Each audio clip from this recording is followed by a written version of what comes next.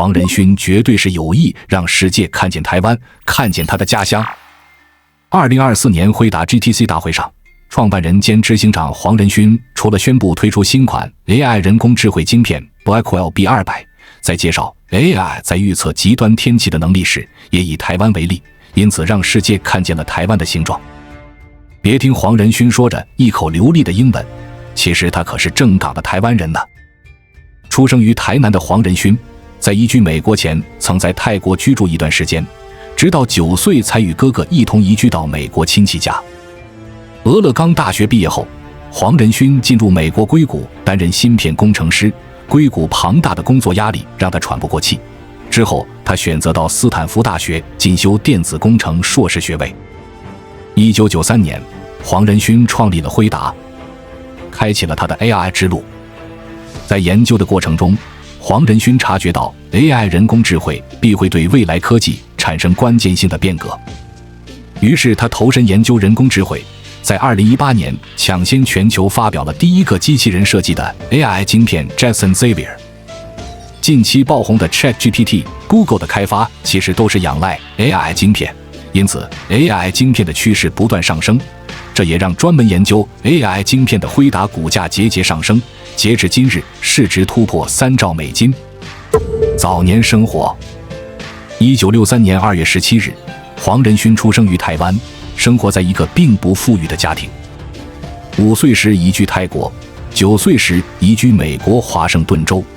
他在俄勒冈州波特兰郊外读高中，为了帮补家计，15岁时开始在丹尼斯连锁餐厅工作，甚至做过洗碗工，扫过无数厕所。现在却成了全球最大 GPU 公司的 CEO， 被称为显卡教父、AI 教父，跻身全球15大富豪榜。黄仁勋说：“我觉得你也可以做到。”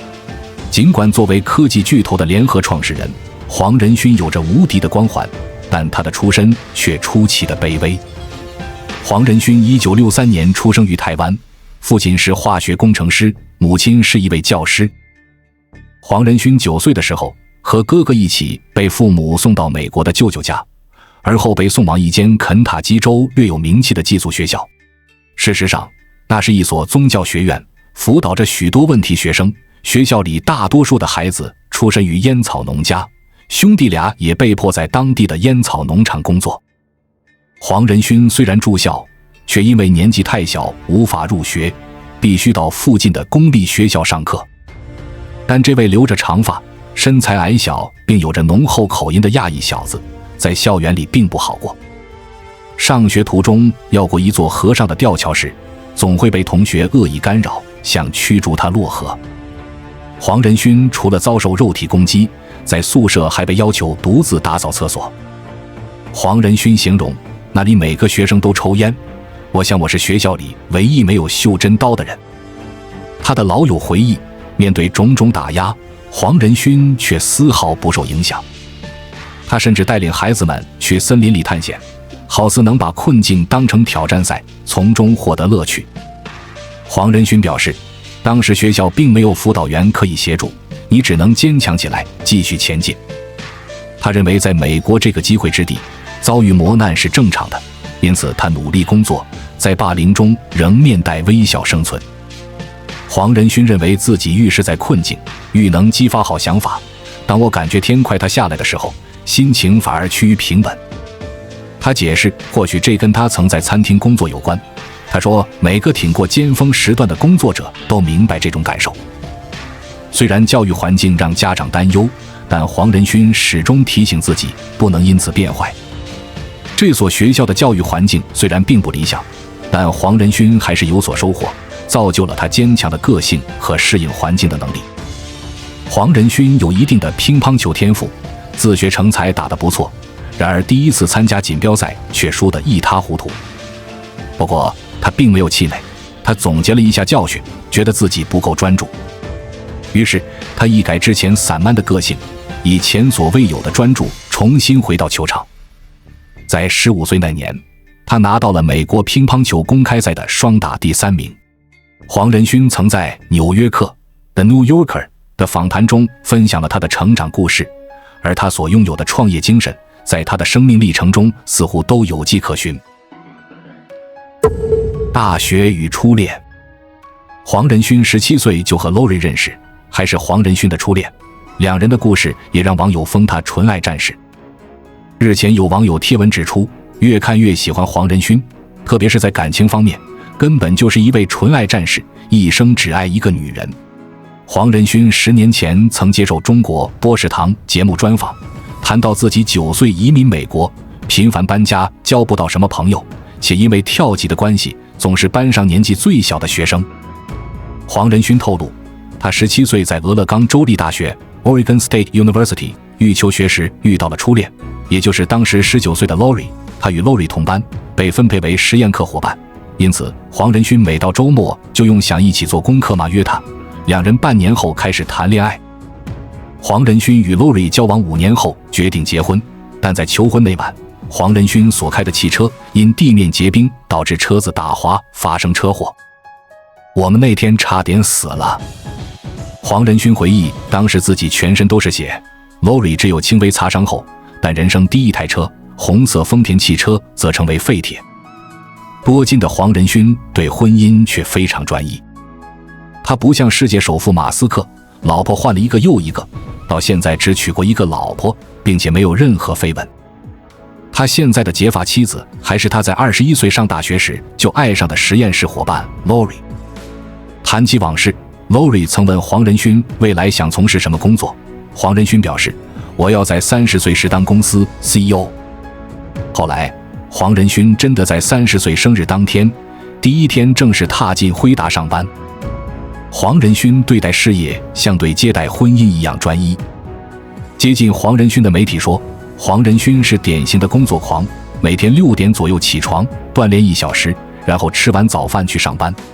晚饭后一直工作到深夜才去睡觉，平时很少有娱乐消遣活动。黄仁勋说过这样的话，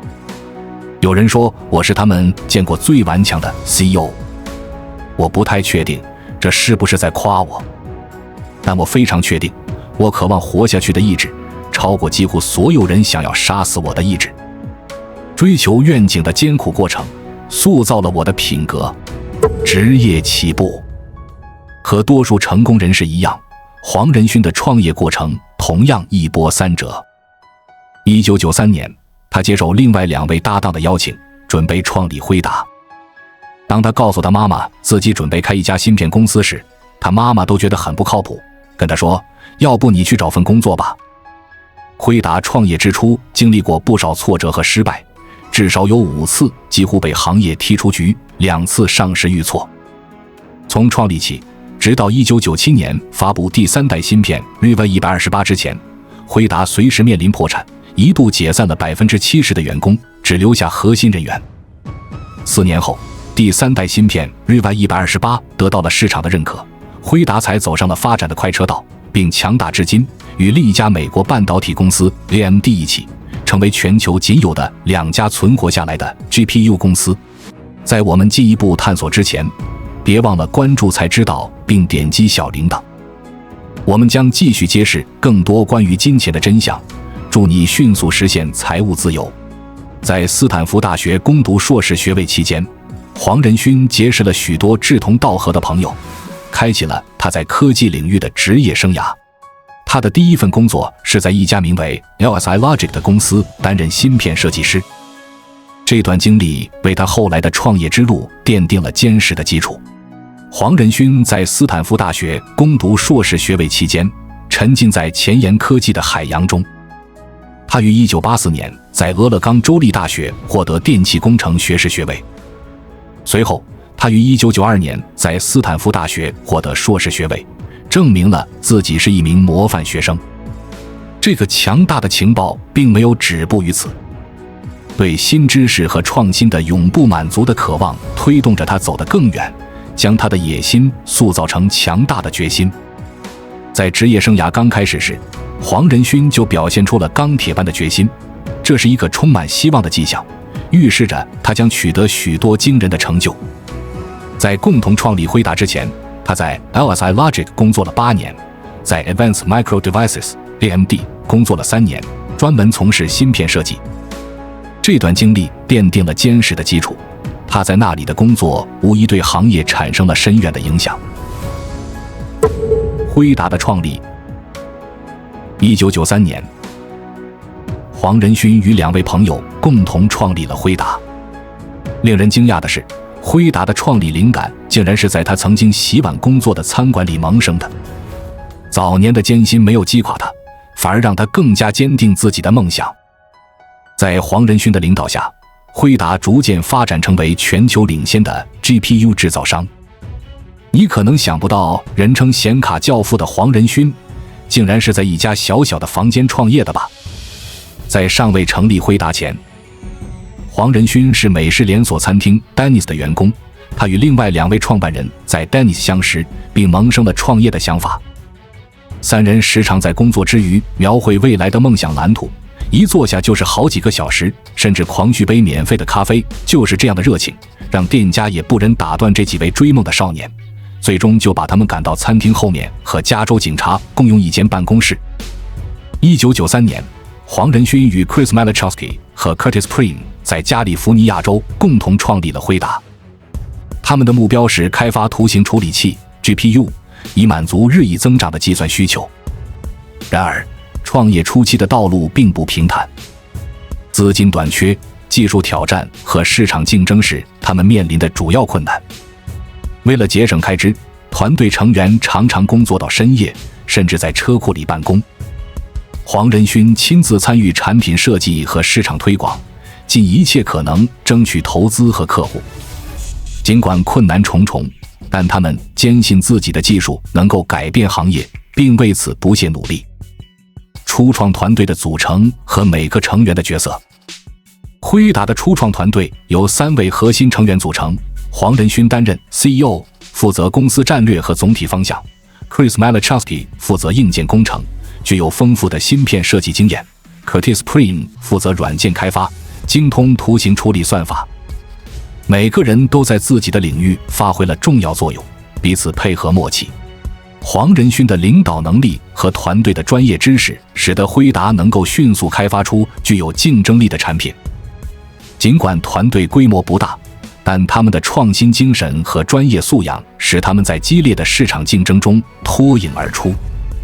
黄仁勋现在在辉达的主要角色是做决策。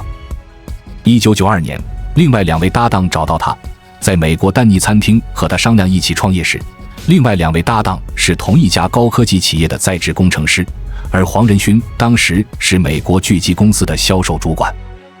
在此之前，黄仁勋其实也是一位工程师，为了了解市场，他主动要求从设计部门转岗到销售部门。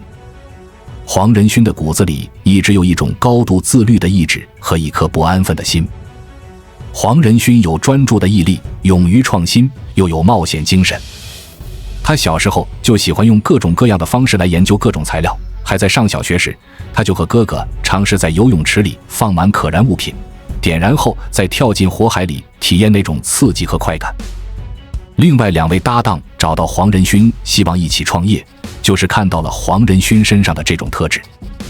事实上，创立辉达以后，黄仁勋的这种执着和创新意识表现得淋漓尽致。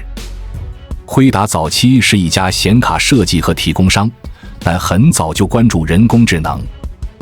2016年，人工智能机器人阿尔法狗战胜围棋顶级选手柯洁那一年，辉达这家老牌科技公司业绩不仅没有退步，反而实现了 50% 的增长，就是因为受益于早期布局的人工智能。辉达的崛起。辉达的 GPU 不仅在游戏领域取得了巨大成功，还在高性能计算、科学研究和自动驾驶汽车等领域发挥了重要作用。在黄仁勋的带领下，辉达逐渐超越了竞争对手，成为了科技行业的巨头。辉达在游戏显卡领域的重大突破和市场反响。在2000年，辉达发布了 GeForce 256，这被认为是世界上第一款 GPU。这款显卡大大提升了游戏图形处理能力，使得 3D 游戏画面更加真实和流畅。GeForce 系列显卡的推出引领了市场潮流，迅速占领了游戏显卡市场的主导地位。每一代新产品都带来了技术革新和性能提升，赢得了游戏玩家和开发者的广泛赞誉。市场的热烈反响和持续增长的销量证明了辉达的成功，也使其成为游戏显卡领域的领导者，进入高性能计算和科学研究领域的战略和成就。在巩固游戏显卡市场地位的同时，辉达积极拓展高性能计算和科学研究领域。他们开发了 Tesla 系列 GPU， 专门用于高性能计算 HPC 和数据中心。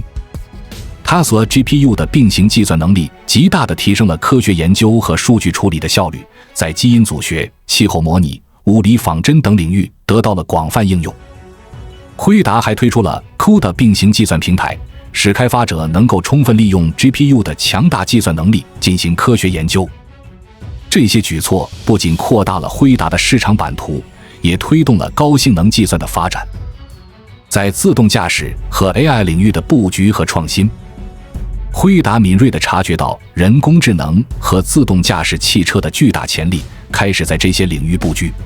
公司推出了用于深度学习和 AI 应用的专用 GPU， 如 Volta 和 Ampere 架构的产品。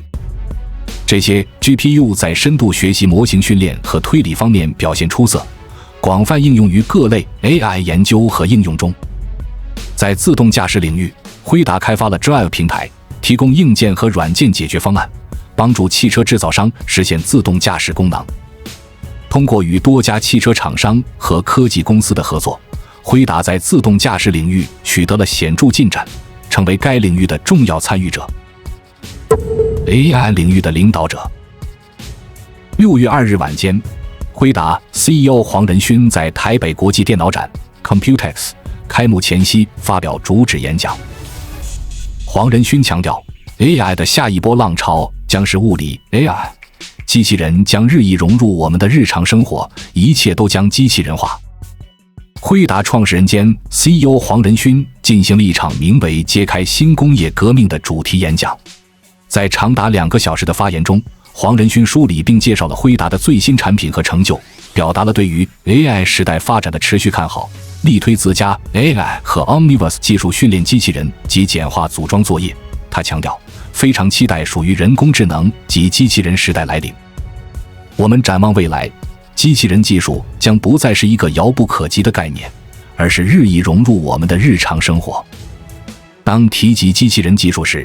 人们往往会联想到人形机器人，但实际上它的应用远不止于此。人类对于机器人的想象，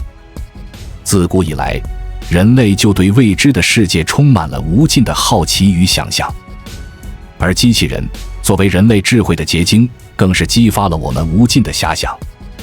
从古老的神话传说到现代的科幻小说，机器人一直是我们探索未来、追求梦想的重要载体。想象一下，在遥远的古代，人们是否曾仰望星空，幻想着有一天能够创造出像神仙一样的生物？随着时间的推移，这些幻想逐渐演变成了对机器人的设想。在中世纪的欧洲，炼金术士们试图通过神秘的仪式和配方，制造出能够为人类服务的机械人。虽然他们的尝试最终未能成功，但这种对机器人的向往却深深地烙印在了人类的文化记忆中。进入近代，随着科学技术的飞速发展，机器人的概念逐渐从虚幻走向现实。18世纪的工业革命让人类看到了机械化生产的巨大潜力。一些先驱者开始尝试制造简单的机械装置，以模拟人类的动作和功能。这些早期的机器人虽然功能有限，但它们的出现无疑为后来的机器人技术奠定了基础。20世纪，随着电子技术的飞速发展，机器人开始具备了更复杂的功能和更强大的能力。1961年，世界上第一台工业机器人尤尼梅特号在美国通用汽车公司的装配线上投入使用，这标志着机器人时代的正式来临。从此，机器人开始在制造业、医疗、家庭等领域发挥越来越重要的作用。进入21世纪，人工智能的崛起为机器人技术注入了新的活力。机器人不仅能够执行复杂的任务，还能够自主学习和适应环境，也会有更多的行业会围绕着机器人来进行生产与工作。元宇宙新生认为，人类对于机器人的想象是千奇百怪，甚至天马行空的。不可否认的是，机械化并没有那么炫酷，但它将成为常态。工厂将全面实现自动化，机器人将协同工作，制造出一系列机械化产品。它们之间的互动将更加密切，共同创造出一个高度自动化的生产环境。AI 的下一波浪潮是物理智能。其实，当人们在谈论机器人时，更多的是在谈论人形机器人。黄仁勋表示，但这并不完全正确。一切都将是机器人，机器人将遍布所有工厂，工厂将实现对机器人的统筹，而这些机器人将制造新的机器人产品。在黄仁勋的构想中，下一个由机器人工厂内的机器人制造的高产量机器人产品可能是人形机器人，最容易适应世界的机器人也是人形机器人。他强调了机器人和 AI 在未来发展中的重要性。AI 的新一波浪潮是物理 AI 能够理解物理定律，并与人类并肩作战。机器人和物理 AI 正在成为现实，而不仅是出现在科幻小说中，这真的很让人兴奋。物理 AI 正引领人工智能领域的新浪潮，它们深谙物理定律，并能自如地融入我们的日常生活。为此，物理 AI 不仅需要构建一个精准的世界模型，以理解如何解读和感知周围世界，更需具备卓越的认知能力，以深刻理解我们的需求，并高效执行任务。当下，我们看到由物理 AI 驱动的机器人技术将彻底改变行业。这不是未来，这正在发生。辉达内部也已组建研究小组 GEAR， 全称 Generalist Embodied Agent Research， 意为通用具身智能体研究。该小组领头人之一，辉达高级研究科学家 Jim Fan 彼时也给出了与黄仁勋相似的说法：未来每一台移动的机器都将是自主的，机器人与模拟智能体将和 iPhone 一样无处不在。我们正在打造基础智能体，一个具备通用能力的 AI， 其能在虚拟与现实的多个世界中学习如何熟练行动。2024年将是机器人之年，游戏 AI 之年，模拟之年。值得一提的是，随着 AI 的中心逐渐从聊天往机器人发展，加码投资的也大有人在。此前 OpenAI 已重启被放弃的机器人团队，有知情人士表示，这个新组建的机器人团队已经初步形成，并已经运作了大约2个月的时间。OpenAI 副总裁、前机器人团队成员 Peter Wilander 表示，我们始终计划重返机器人领域，与 Figure AI 的合作为我们指明了一条道路，即探索在高性能多模态模型驱动下，机器人能够取得的卓越成就。元宇宙新生认为，在这次黄仁勋对于机器人的演示后，我们发现原来辉达是那个离机器人更近的厂商，而且他们的一些技术已经应用在了不少行业中，并在现实世界中自主执行复杂任务。但相信各大科技厂商们也已经开始在布局机器人领域，其中的差距也只是毫厘之间。机器人工厂已经越来越近。我们发现，在一些领域中，关于机器人的一些想象，在黄仁勋在主题演讲后，已经不仅仅是展望，而是正逐步成为现实。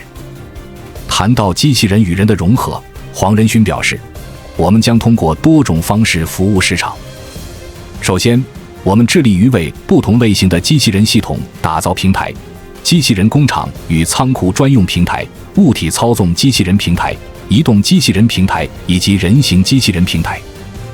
这些机器人平台与我们其他众多业务一样，依托于计算机加速库和预训练模型。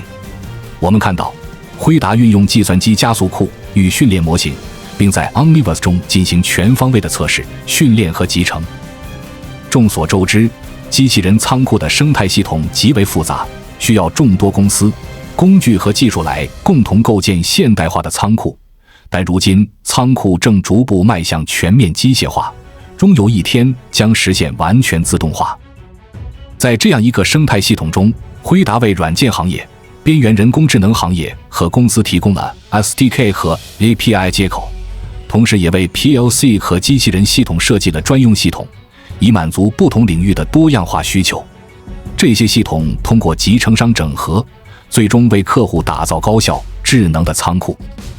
辉达展示了全球最大电子制造商之一 Foxconn 如何在 Omniverse 平台上开发其工厂的数字孪生。Omniverse 是一个能够在虚拟环境中集成来自领先行业工具，如西门子 Accelerator 平台的 Teamcenter 等 3D 数据的平台。Omniverse 帮助 Foxconn 的团队优化操作流程的设备布局。AI 摄像头通过辉达 Metropolis 监控工人安全。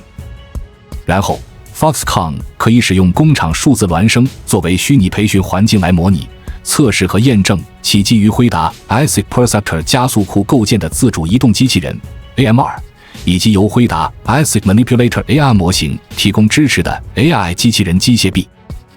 Foxconn 首席执行官兼董事长刘扬伟表示， AI 和机器人技术有望为制造业带来巨大改变，在提高工厂车间安全性的同时，显著提升运营效率。通过将辉达 Omniverse、Metropolis 和 ASIC 整合到运营中，我们可以创建出用于训练机器人的复杂工厂数字孪生，以前所未有的精度优化工作流并降低成本。另外，在黄仁勋的演讲现场放出了很多 demo， 很多工厂在辉达 Omniverse 里建造了一个完全模拟现实的自主工厂，以及基于 ASIC 平台开发的 AI 机器人。辉达机器人和边缘计算副总裁 Deepu Talla 表示，制造业的 AI 时代已经到来。生成式 AI 和数字孪生技术所带来的变革性影响，正在不断提高各个工厂的自主化水平。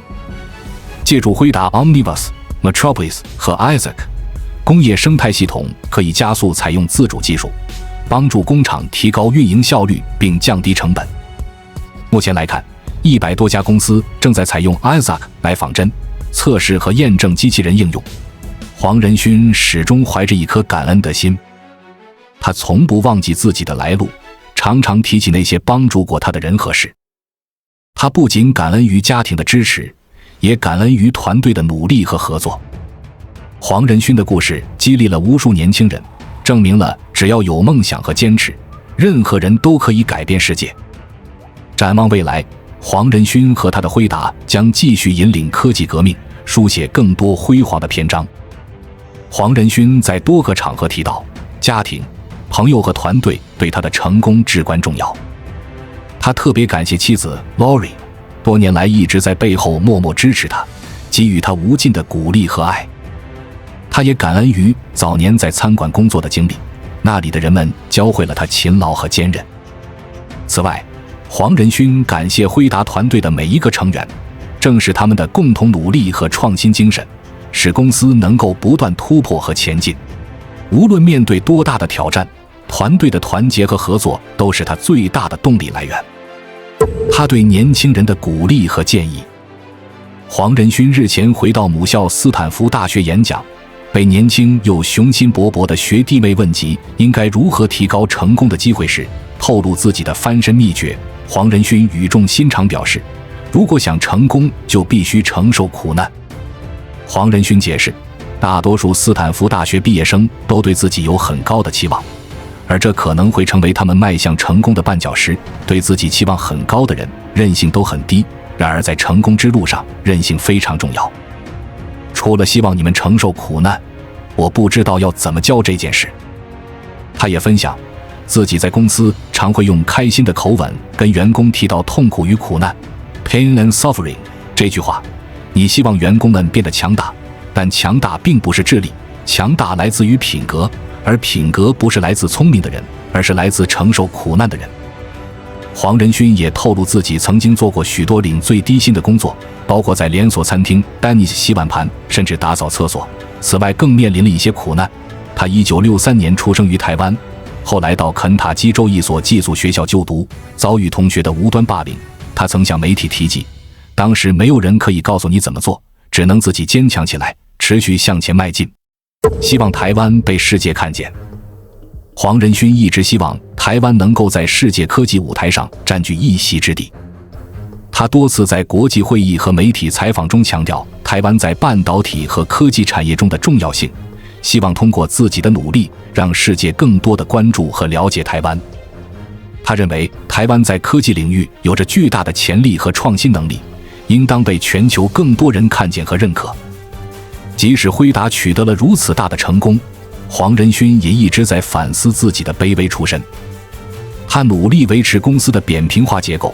并在力所能及的范围内伸出援手。他指出，与传统的商业智慧相反，首席执行官应该拥有公司里最多的直接下属，他有50名。黄仁勋说，我从不自视清高，我曾经是一名洗碗工，还打扫过洗手间，而且打扫过的洗手间数目比你们所有人加起来都多。有些情形糟糕到过目难忘。黄仁勋用他的成功和成就不断证明，只要有梦想和坚持，任何人都可以改变世界。他从一个默默无闻的洗碗工走到了科技界的顶端，成为了全球人工智能领域的教父。黄仁勋的演讲中有一段话让人印象深刻，他表示，机器人时代已经到来，有朝一日，移动的物体都将实现自主运行。无论是通过不断创新的 AI 技术，还是通过坚定不移的团队合作，黄仁勋都将继续推动科技的发展，激励更多的人追求自己的梦想和目标。黄仁勋的故事是对每一个怀揣梦想的人最好的激励，证明了只要有足够的努力和坚持，任何人都可以在世界上留下属于自己的足迹。关注我，我是才知道，带你解锁更多金钱的真相。